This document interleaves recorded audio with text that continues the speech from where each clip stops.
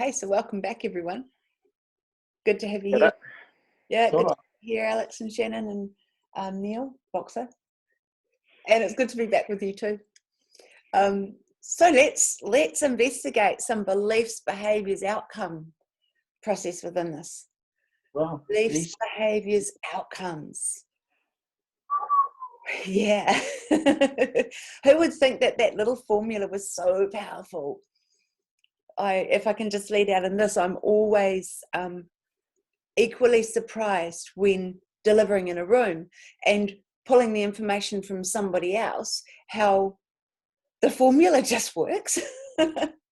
Honestly, over and over again, I'm just like, wow. So let's investigate a belief that we hold, which according to conversations in the past have been a belief is something that we no longer question really. It's just something we live through. It's a filter. A behavior is an action connected very much to what someone is actively doing or not doing. And then an outcome is the result, if you like. And pretty much in this conversation, I think we'll prove that whatever our belief is, we get to be right. But let's have a conversation, opening it up to the floor.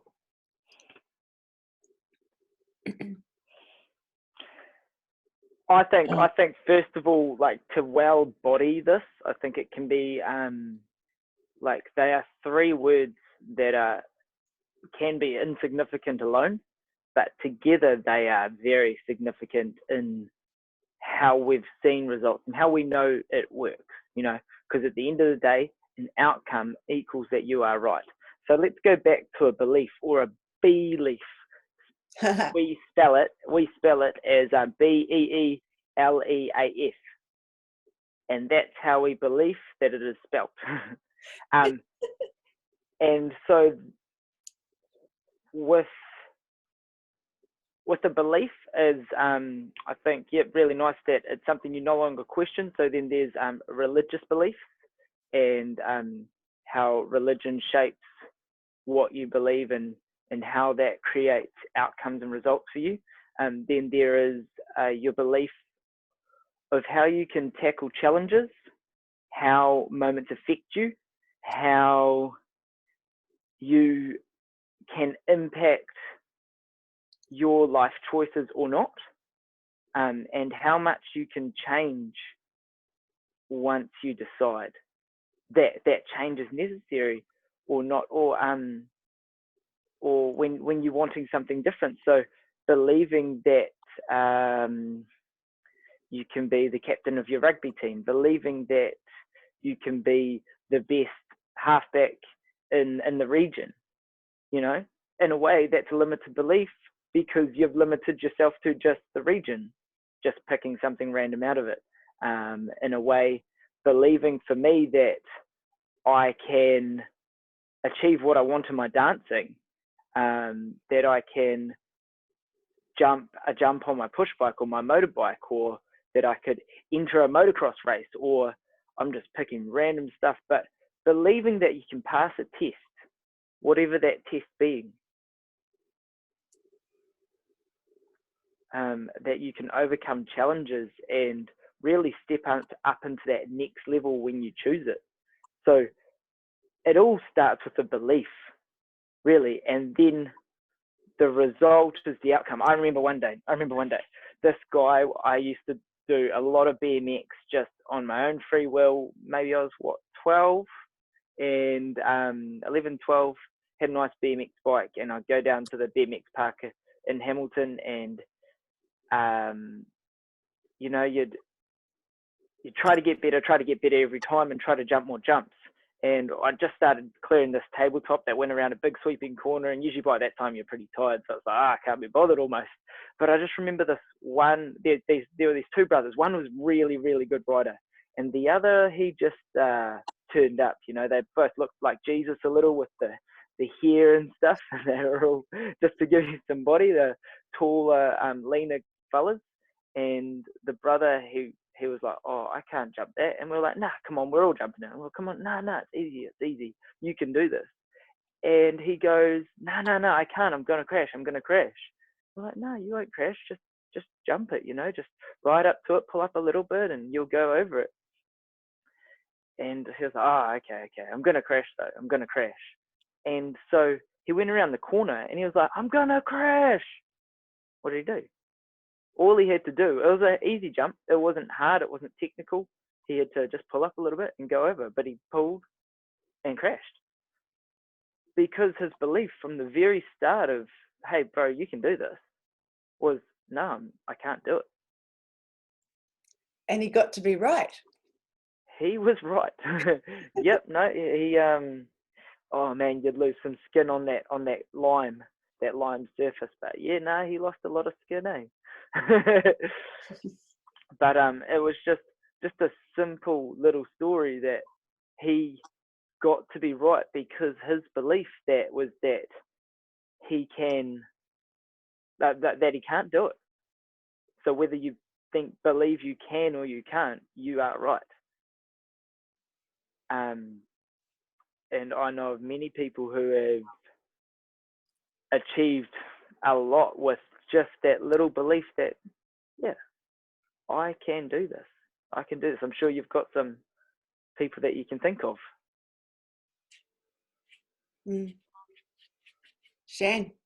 Yeah, awesome, Alex. Great share. I personally believe that our belief is real huge. It's a real vital belief on its own. Why I say it's critical and vital, exactly what Alex says, it sort of makes or shapes us as human beings, whatever we believe or we don't believe. And I think it's everything stems or comes from that filter that you said you have, or that belief that we've developed over time. And I also believe that our beliefs at times can be fixed, or that filter can be fixed. But then what I've experienced is beliefs can shift and change and morph and develop as life progresses. And just seeing that the different ways belief has impacted my life and those who I have seen, and I have seen, people have tremendous belief in something, so much so that it's everything they do, it's everything they say, it's everything that they be. And then in the opposite, or in reverse, or the polar opposite, people who have strong beliefs that they can't do something, no matter what support you give or what you say or what you do. And I like how it links into our mindset is it's kind of like what was discussed and talked about in the previous webinars. But I think belief is huge, and it does make, shape, form us as individuals, as communities, as human beings. And I just think it's huge. So I'm just thinking as I'm listening to you talking about pretty much the way I've approached my life through this, not knowing it. As a young girl, if I knew I could win that race or I'd be in the top athletics, right? If I knew and I'd just look across and I could feel inside of myself, I'd totally enter and I'd totally run fast. And man, I'd just amp it. I didn't have that complete competitive edge because often I'd be way first out on the field, and then I'd look back to see where other people were. Now it's really interesting. And then I'd normally come either first or second, depending on that wait period. So that's just an interesting belief. But I would never get up unless I was forced to for a swimming thing. Does that make sense? Because I just knew I'd probably drown or make embarrassment of myself or something like that. And I did. I got to be right. I do truly remember doing a freestyle. I might have been 11 or 12 and freestyling, and I just didn't like the water, and I didn't like the swimming thing. I didn't like the water on my ears, and so I had a whole lot of didn't likes around it, even though my behavior was to get in the water because it was for our house points. Man, I was drowning, and by the end of that, however long the pool was or however many lengths we had to do, I was lost in the water of doing what I was doing, but I was way at the back. And I remember that almost set the next level of belief for me. Yeah, water sport's not my thing. Okay, because I don't want to be that person. For me, I didn't want to be that person floundering in the water and having people laugh at me, which happened. So of course that then drove what I paid attention to. If it was going to be any field sport, that's all good. Any ball sport, man, no way, keep away from the ball sports, because I might miss the ball and I might let the team down. So I went into the running sports of things I felt I could quantify within myself and I could do, and those were setting up beliefs without realizing it. So my behaviors fully followed. If I didn't think I could, or I felt less than, which is a belief, then my behaviors were no participation. Yeah, I just wouldn't participate. If they were something I thought if it was gymnastics or even long distance running, a high jump, anything like that, I was there. But the other ones, no, just almost disappear into thin air when they're trying to get someone to participate. So my behaviours certainly added to this me being right. Yeah? It's really interesting though, like as a kid and developing, how your own beliefs can shape how you do you, but then other people's beliefs that, no, you can do that. Like, just go do it, and you can do it. And then once you get that person that you look up to saying that you can do it, you give it a go. Maybe you don't really work it out the first time, and they say, no, try again. You can get this. And then you do it and you get it, and it installs that belief into you. And then someone says, hey, well, you know, from a dancing, it was, hey, you're really good at that. And I didn't think so, I wasn't completely convinced. But over time, with the constant belief, they got to be right. Love that. So what have you got? Just listening is, I've got quite a various amount of content in my head. What's personal, what I've seen in others, and how a group situation just develops different beliefs, and you can take positive. And it's just like what Alex was talking about with the BMXing, and I guess with people, beliefs. You're right. I mean, you're right. Whether you have a negative or a positive belief, you get your outcome, and it's fascinating looking at the people that are around you to help you achieve both. You can. Sometimes you'll have a huge amount of positive input, and sometimes you'll have someone who might confirm that you didn't do something so well. So everything sort of, I've worked with quite a various amount of people and animals and stuff like that. And there's times where you absolutely cannot waver from what you're doing because it's a bit dangerous. And there's other times where it's not, it's just, you're sort of interacting with people and taking up, asking questions, taking heed, and everything is a part of what you're trying to create. And then your self-belief, I guess, is how you get to achieve or not achieve, or still achieve your outcome, as I'm listening to what you're saying. So you still get what you're set up for.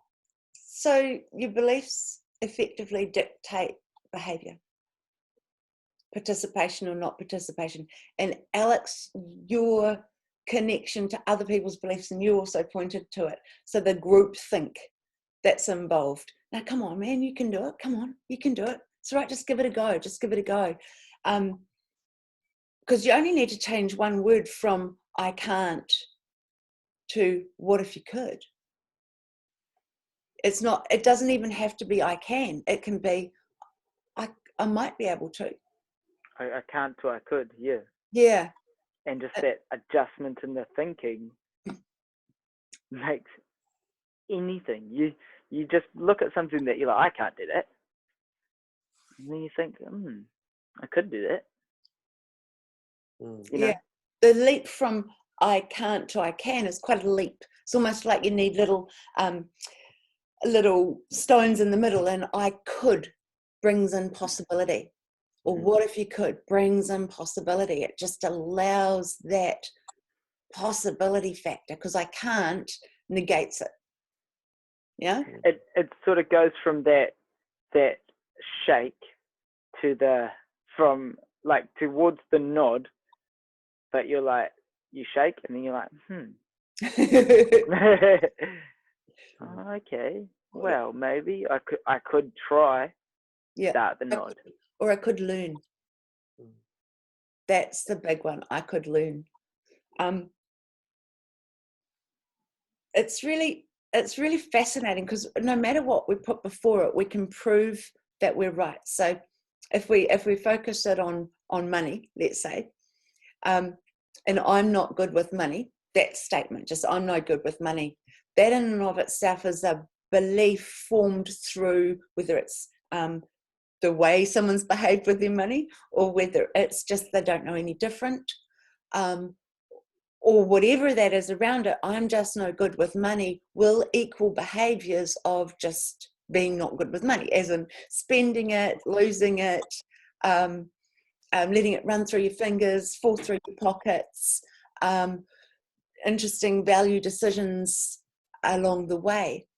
Whereas I could be great with money, or I could be good with money, indicates that at a decision point, a belief has an opportunity to be different. Sorry, a behaviour has an opportunity to be different. So you might go, oh, is this the best place to be spending my money right now? So there may be some questions involved there.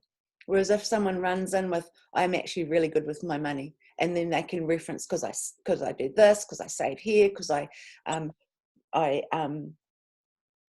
feel good around money.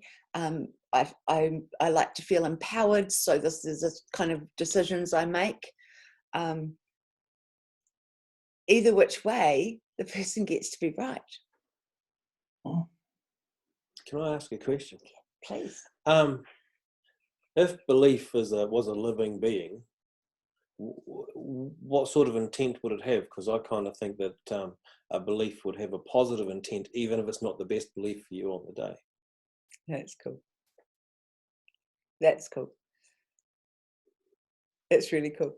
Because it could have that positive intent of safety, because you get to be right. Because then if you did it and you failed, and if you did it and you failed in a poverty mind thinking, then it's just the world's turned upside down.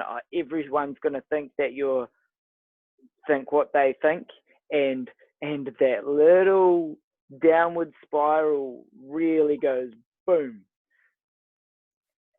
So because you don't get to experience that, you get to be right, because that was the best decision of safety with a physical, mental, emotional, spiritual, vibrational. So then if the belief was a wealthy belief, a wealthy mindset,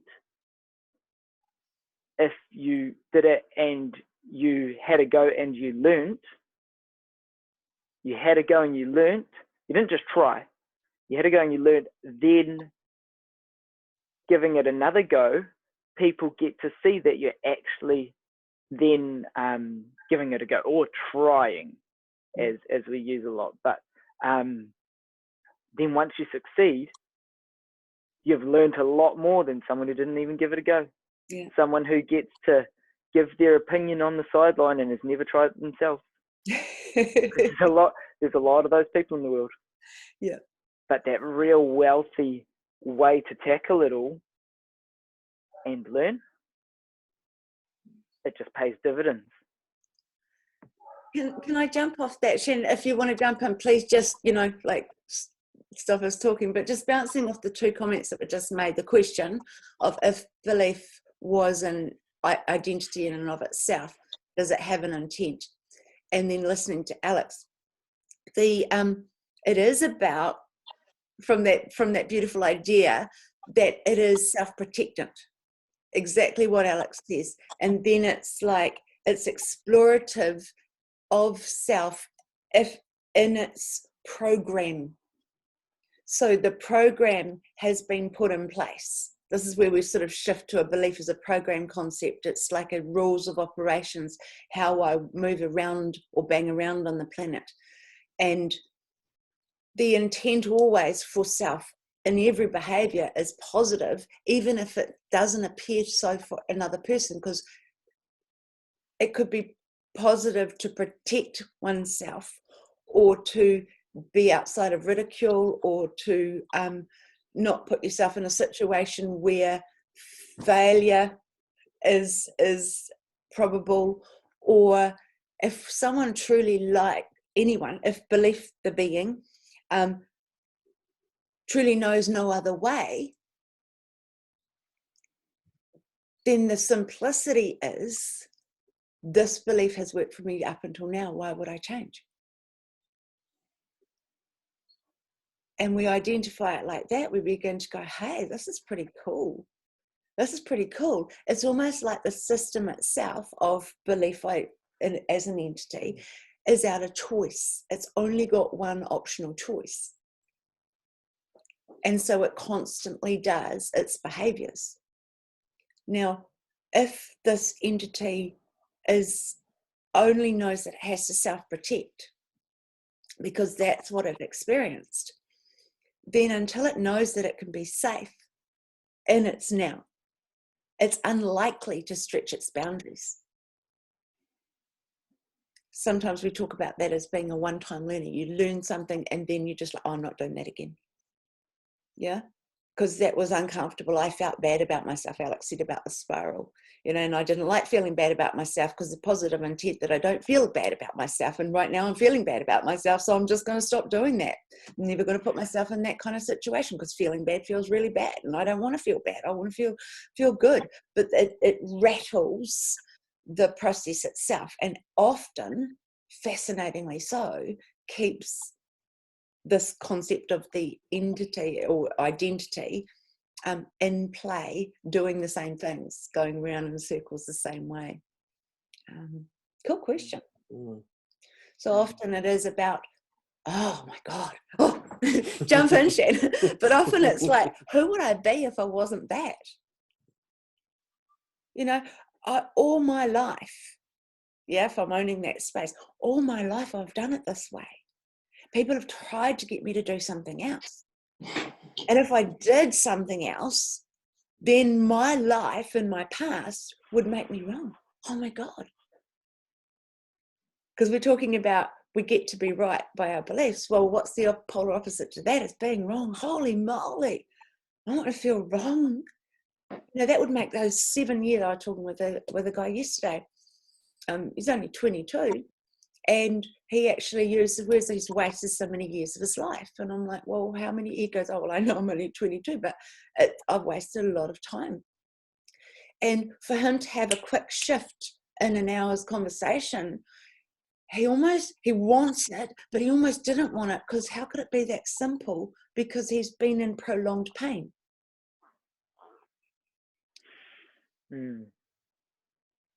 And so in some ways, it's not just about being right. It's sometimes this protectant about being found out wrong. Oh my God, if I've been believing this and behaving in a certain way, I want to keep it in place because this is what I know. And ultimately we come back again to just being out of choice. Yeah. To just believe when it's not that easy. You know, when someone has the belief that, oh, what he's doing isn't that easy. Well, at levels of when you really get into something, no, it's not, but I showed up. And I stepped up to take some action into what I could do to learn. Mm. Shan or Boxer, the quiet ones in the corner. Yeah, no, just think if to answer Neil's question, my short answer is yes.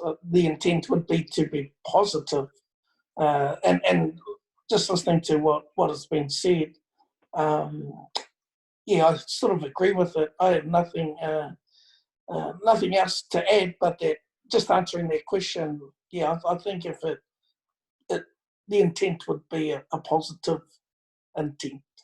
Yeah. Yeah. So the next thing for me would be that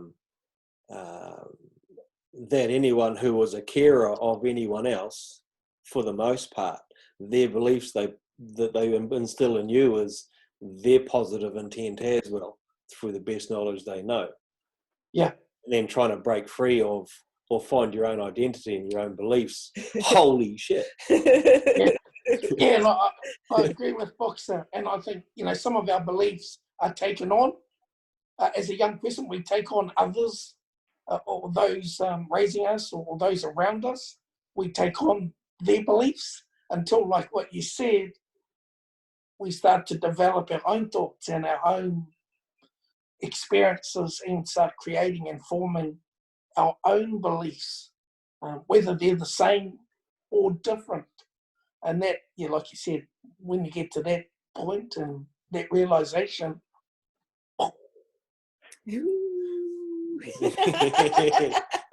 So when we're in lockdown and you're with your kids and your wife, and we have our bubble, and we have a shed to build. We have there's a whole different coming together, a shed of beliefs and a commonality, which is kind of cool. Mm. Yeah.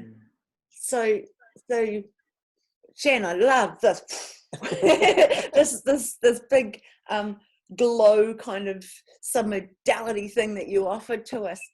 It can be mind-blowing when we shift a belief or come into new choice. It literally blows the old circuitry of the brain out.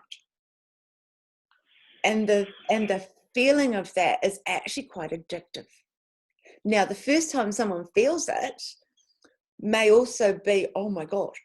So there could be literal tears, in my experience, literal tears as the rewiring or the plasticity comes back into the brain. So the change takes place, the new coding, the new decision making, the new options, the new choice.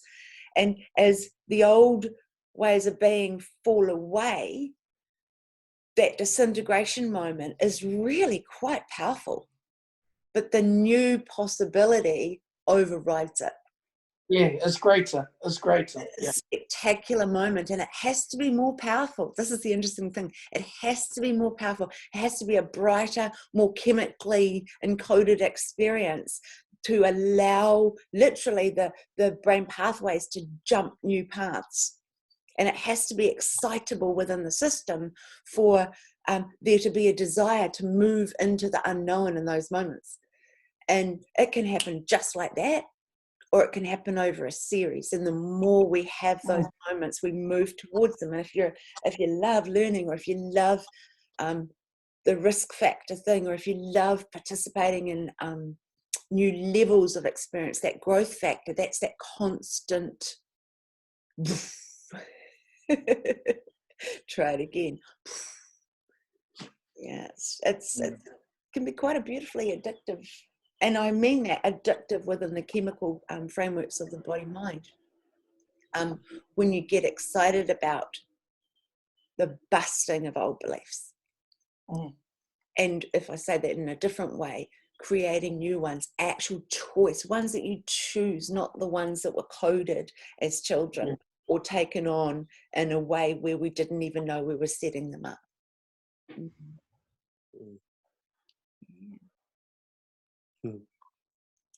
Sort of, so how do people, what's the best way then to manage group beliefs if someone decides they're going to have a change and then that's against the group belief?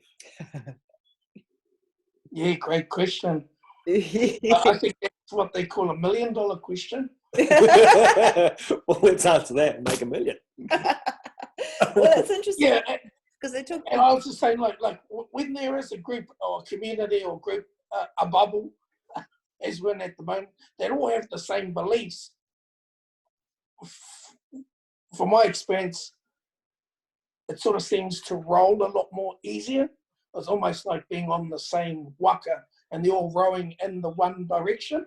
Yeah. But when you've got a group of people or bubble that have differing beliefs, that's where I believe there's a lot of sort of not moving. It's almost like, you're rowing. How it was explained to me was if we all had a tyre and there's 5 of us all holding one hand, grabbing onto the tyre, and we're all pulling in different directions or having different beliefs, the tyre really doesn't really move. And that's how and that's why I like your question, because, when we all have differing beliefs, how do we get on board? Because it's okay to have different beliefs, but I think there needs to be some sort of compromise within a community or within a group. And I believe that if whatever our beliefs are, if they're not going to harm yourself or harm others, I believe groups can come to some sort of compromise. Me. It's an interesting idea because pretty much there are rules of operation which create behaviours, and therefore they get deemed to be personalities. Does that make sense? This person's this way. And so that happens quick. Yeah, it does happen quick because the mind generalizes, right? And so this person's this way, and we can expect those behaviors from that particular person, and they can expect these behaviors from me because this is who I am, and we identify with this personality and behavioring and way of believing. And so it kind of sets up precedents of operation. When someone steps out, which is the concept, someone steps out of being who we expect them to be, actually what happens in human psyche is multiple things. Some people it's like, well, who are you to be doing that? Sort yourself out, get back into line. If that's the group decision, it's like you're out of line. That's not we'll how. Get on the same page. Yeah, Get on the same page. You're not functioning the way there's something wrong with you. What are you bucking against the grain for? All those kind of words are inside of that, because this is what we know you to be. Now, it's not always as negative like that, because sometimes it's like, whoa, geez, that means I can do this. And someone else goes, geez, that means I can do this. And then there'll be this dysfunctional moment. Well, no one's doing any behaviours expected. And the human brain loves normality, right? Even though it gets excited by newness and difference. If you can't expect anything particular from someone else, all sense of certainty is left. And then it becomes an uncertain thing. So then there'll be multiple sensates that kick off in the body that are very different. And then it's going to be about how the meaning making occurs. Now, this is if it just kind of evolves. Really the only way when we talk about being on the same walk or on the same page or something like that, ultimately it'll have to chunk up to something higher, something more important to all. Yeah. A common goal or A purpose. common thing that is undeniable, safe, you know, and then it'll come always back to the core values of an organism. And an organism is what we're potting right now. It's the system itself. Why is the system there? What's the system about? Who plays what roles inside of the system? And where is the system heading to? Yeah, it's interesting because it jumps into systemic thought quite fascinatingly. So I'm a system. Shannon's a system. He's his own system. He's got his own mind. He probably, even like me, sometimes has a head-heart argument, you know, or sometimes when you want to do something and you just don't go ahead and do it. I mean, we're all like that. We're our own system. Getting us on board sometimes is big enough, let alone going into a pod or a family environment where you've got other systems that are doing them and you're doing yourself, and then you're attempting to get everyone to work together. It's just pure divine craziness and wonderful love all at the same time. Yeah, so in short, Neil, just listen. I think we just need to listen to our wives and just say, yes, dear. Why speak of all men? Men just say yes. On the same page. We've solved it. We've solved it. I really should have this on gallery so that everyone can see Alex just putting his head down and he's like, I'm not going to say anything.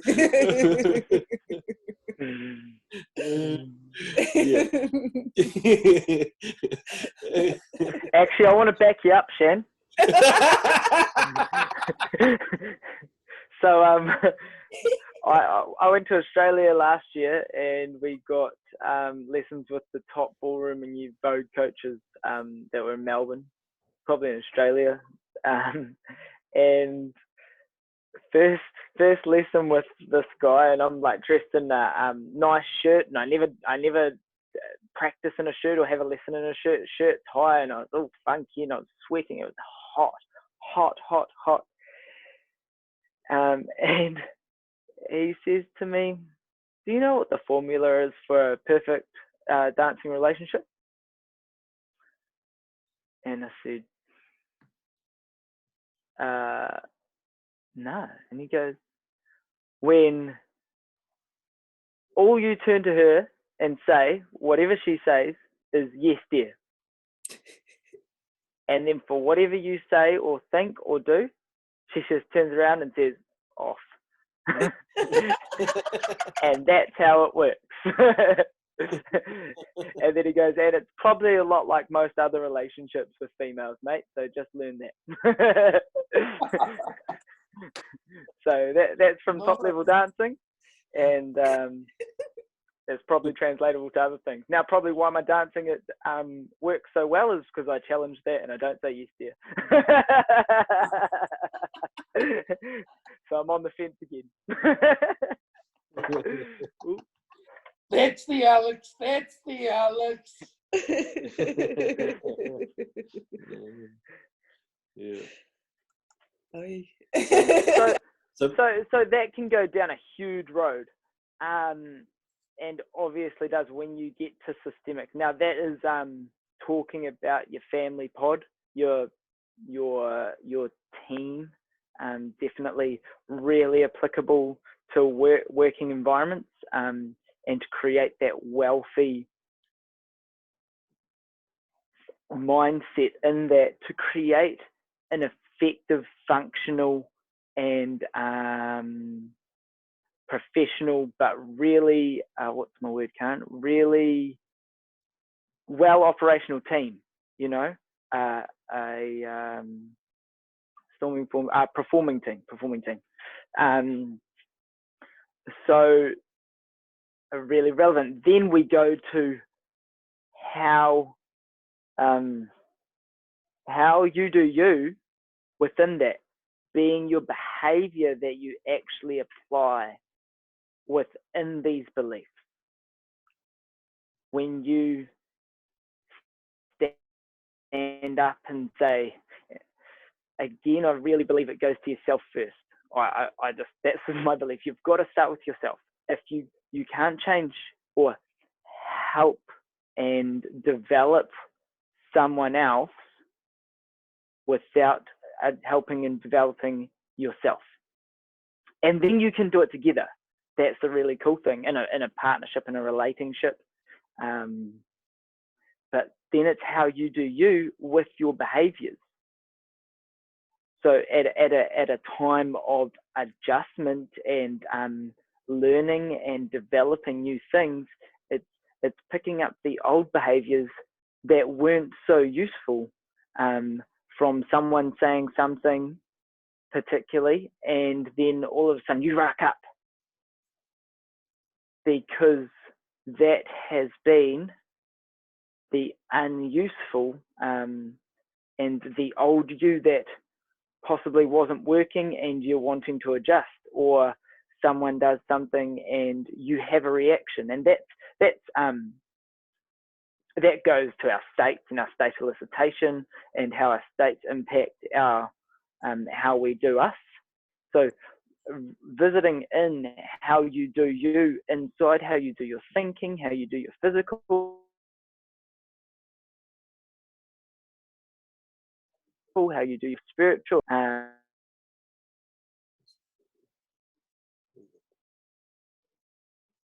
So hopefully we'll capture this.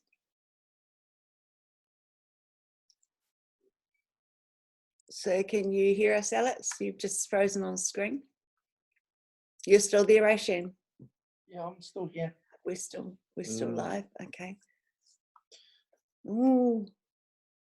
Ooh, ooh, ooh. He'll come back. He'll come back. He will. He will. He will. He always comes back.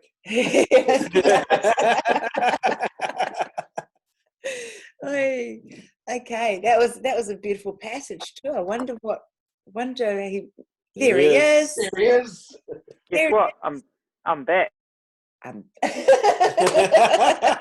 Yeah. Just like we knew you would be. Hopefully. Oh, Frozies.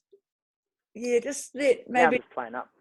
you're obviously just going into a psychic level of working, and your computer's going, hang on. Yeah. Calm yourself down, Alex. Bring in the magnetic field. Bring It's trying to process all the information that I'm downloading. Yeah. The computer's like, whoa. Okay, so where did I jump out? And when you went like this. No, but I jumped this way. Okay, so emotional. So when in an emotional state, emotional being every side of the spectrum. So we're just going through an emotional a way of sadness in terms. I don't know why I always go to the quite the negative first, and then I want to build up to the positive. This is how I process my journey. But most of the women in my family will have a good little cry, and then they can process their emotions and move through. Whereas most of the men I know will go into their own little zone, either just having a good think, getting out doing some activity, or a little journey, or a little something to do, filling the time with something. And however you do you in that. So then that's your state. Now, where was I going with this? I'll think of it. So then it's the how you do you. So whether you are building your energy, how you create your energy. Some people can actually suck the energy out of people to uplift themselves. Some people create that energy themselves and just have enough to give to other people. Mm-hmm.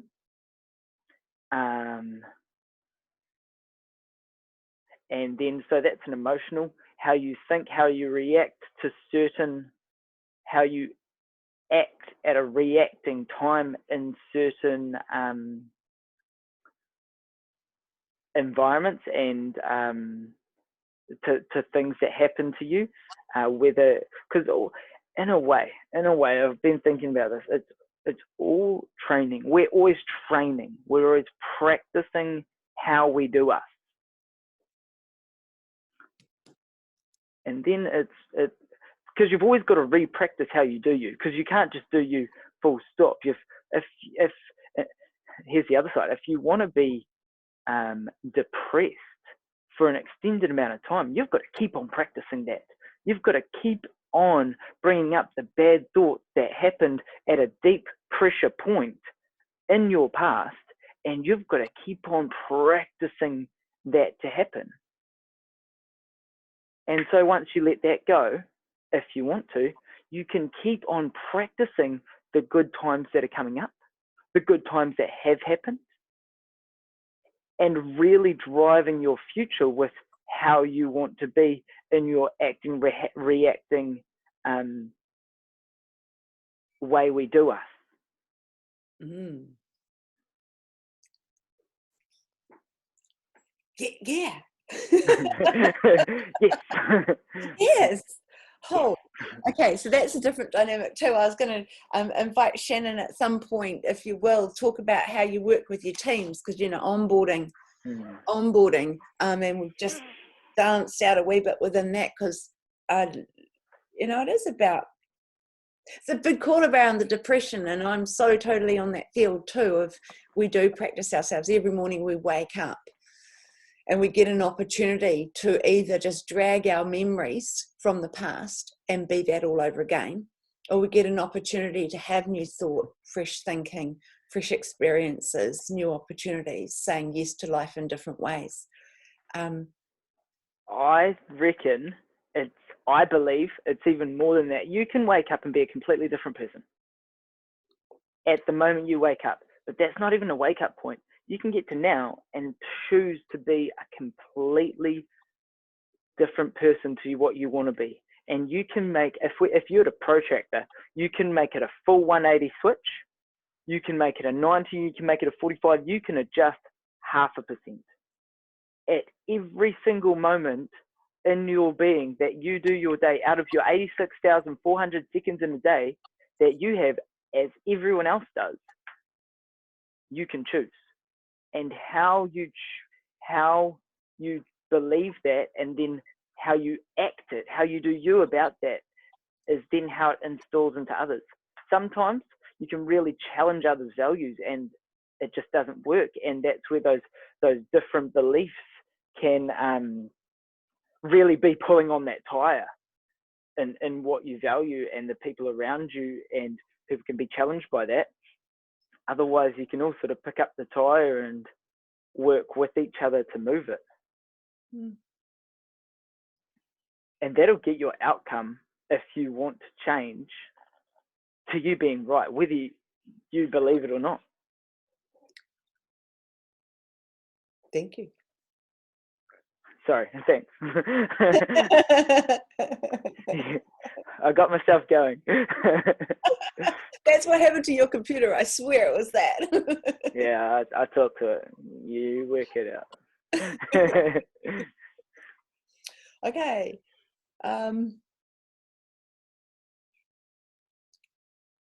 Shanen, I would love, and I know, and Boxer too, you both have amazing resources and lives that you've lived, where you've seen things work and not work, and exactly what we've been talking about here. Only because I know the conversations, but I just don't know which ones you're going to pull out.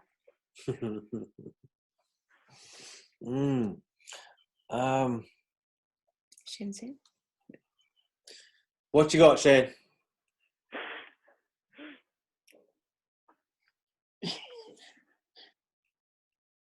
What's the context, Karyn? Oh, it's just this teaming, being a team, being a part of all the individuals that come to do something. And my reference is you as a coach are exceptional. Yeah. People want to be on your coach team. People parents want their kids to be on your coach team, because you take a whole group of individuals and you take them to lead performers on the field. The way you do that is uniquely Shanen, and understanding so many of these principles that we're talking about. Can you share with us some of that? And my reference to you is when you bring all the individuals for the circus together. Yeah. So, like you said, I had to play, like you said, in my playful way of how I do things. I had to sort of feel it out, go through the process, and been through the process a number of times. And what I've realised is every young person, in their own unique way, has something that they can contribute. They're all at different levels of talent, or at different levels of skill. But each of them, and I guess that's why I love coaching sports, because within a game or within a team, there is different roles. And what I like doing is, when you get to understand the individual's beliefs and what makes them tick, and how they view or how they see the world. Once I understand sort of their belief systems as it is, or what they stand for, or what they're about, I can find a role for them in the team. And people question sometimes, why do I select that person, or that person's not really good at, can't catch, can't pass, can't kick, can't do any of those stuff. But for me, I believe I can teach them those sorts of things. I can teach them skills. But what I can't, or I can, but what I find unique is understanding what their beliefs are, what they're about. And so I try, because I try to get people, or get my players to play a way I wanted them to play. And I learned quickly that formula is not a successful formula. If I try to get a child or a player to play the way I want them to play, that is not natural to how they normally play. And so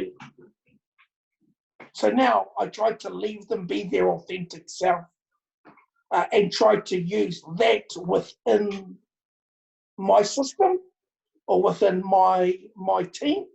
And so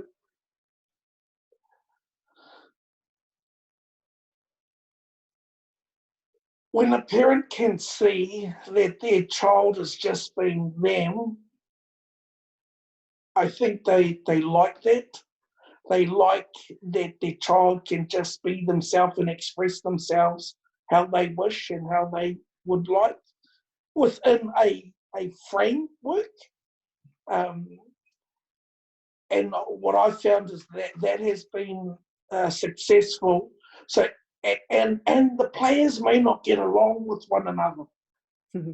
The players may not get along with one another, but like you were talking before, our goal is to win a game.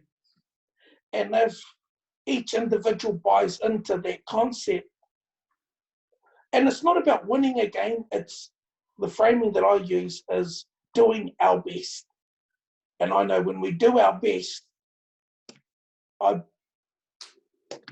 believe I believe we will do really well. I believe we will do really well. And as a result, and then, and also an example this year, took guys that I'd never coached before and taking them, but using those principles of letting them be themselves.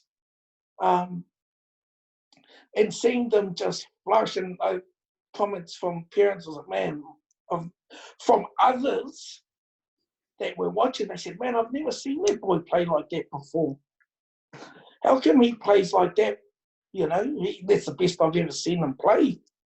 And I was like, wow, the limitations that we have on people or individuals is amazing. So I like to understand the individual and what their beliefs are, and try to find, okay, how can I use that within our system?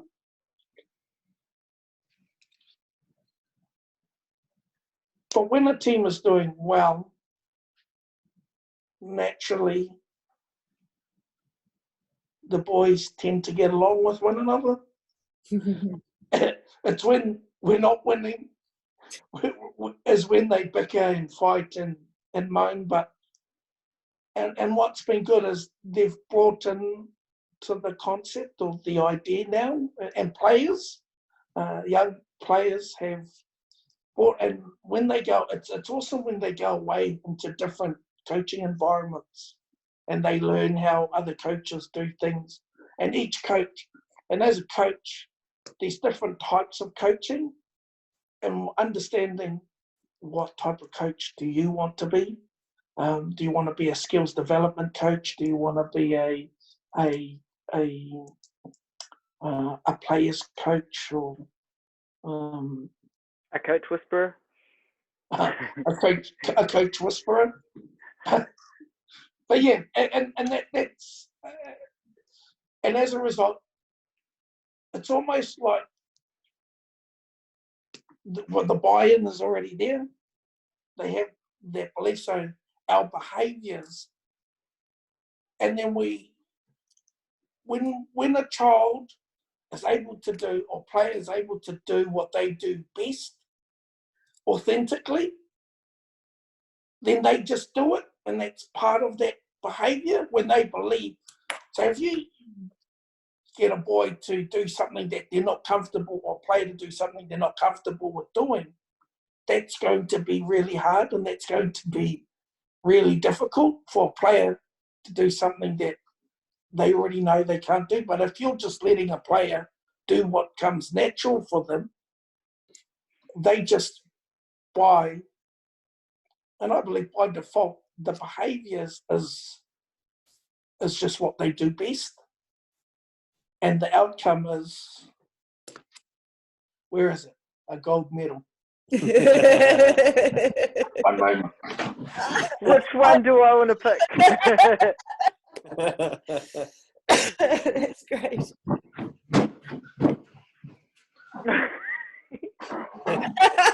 The outcome is a gold medal. Gold medal. Yeah. 2020. Gold medal. Under 13s. Oh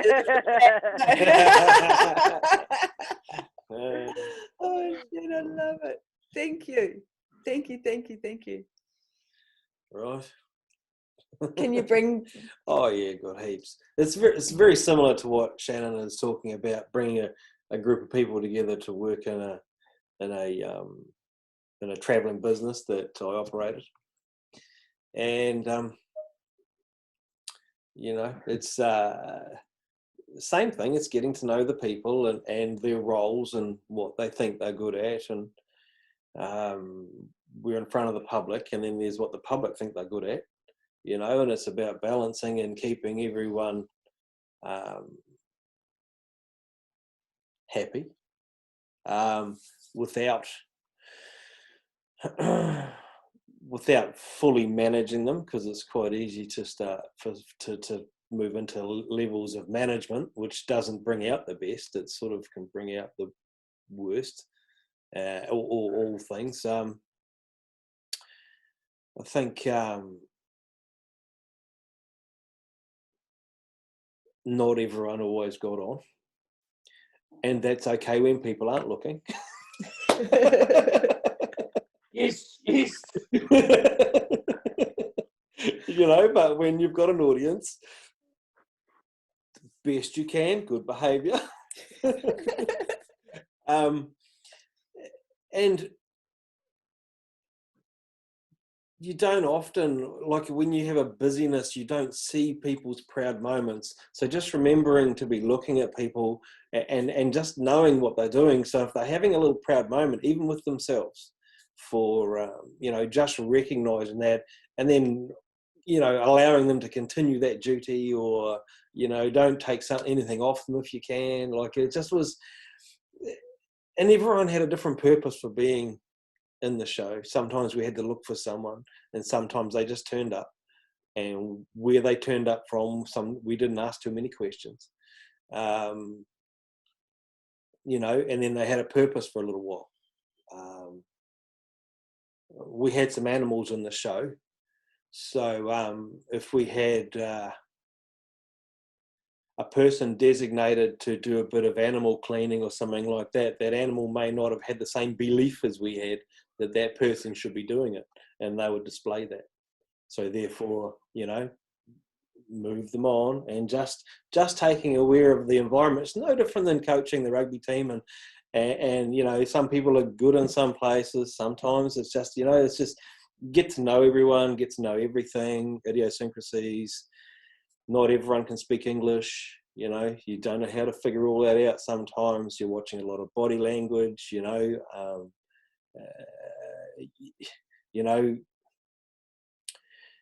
We had this young man who was a bit of a runaway, and he was with us, and he used to juggle. He learned to juggle. Well, he didn't. It's like he was born juggling, but you'd never get him in the ring. He would never have gone the extra step. It just, and even with a little bit of encouragement, the shyness was just too great. And how, and eventually he just moved on to a different sort of pasture.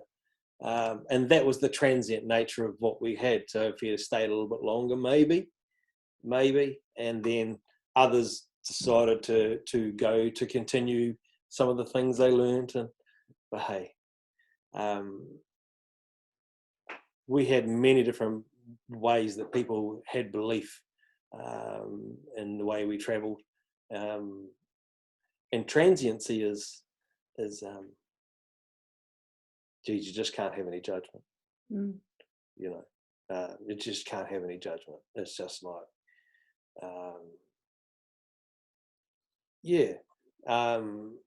so how I operated was pretty much like that. Everybody was important. We were a team. The weakest link, for example, if the elephant didn't get cleaned out or she didn't get fed at night, she'd bang all night. So the weakest link could have been the lowliest person on the park, and they kept everyone awake. So you needed to look after them.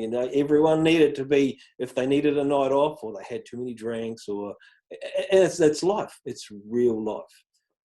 And just, just get up and do it, and just pull together, putting up the tent, training new people, giving people tasks that aren't dangerous, or ones that they can complete, and just what we're talking about, Shan, is just the same stuff, and interestingly enough, and I find it partly contradictory, because it's me who's having a belief and making everyone else have my belief in the management role, because I'm choosing them, or I'm telling them what to do, or I'm keeping them safe, and then I believe in them, and so they're all within my belief.